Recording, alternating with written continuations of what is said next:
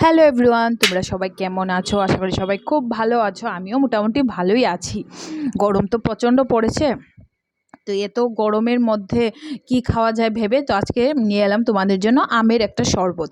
তো দেখতে পাচ্ছ এখানে আমগুলো আমি সেদ্ধ করে আমের পাল্পটা এবার বের করে নিয়েছি। এবার মিক্সিতে দেব। দেখো এর সাথে কি কি যাচ্ছে। পরিমাণ মতো নুন দিয়ে দিলাম। এবার দিচ্ছি ব্ল্যাক পেপার। তারপর দেব 1 চিমটি জিরের গুঁড়ো। তারপর দেব চিনি।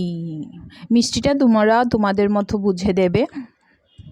আমি একটু শরবতে বেশি মিষ্টি প্রেফার করি, তো সেই জন্য আমি একটু মিষ্টিটা বেশি দিই।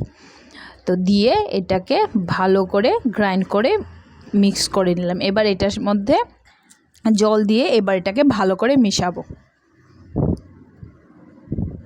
তো আমি এটার মধ্যে অল্প 1 চিমটে গরম মশলার গুঁড়োও দিয়েছি। তোমরা ইচ্ছে করলে দিতে পারো, এটা আর একটু টেস্ট হয়।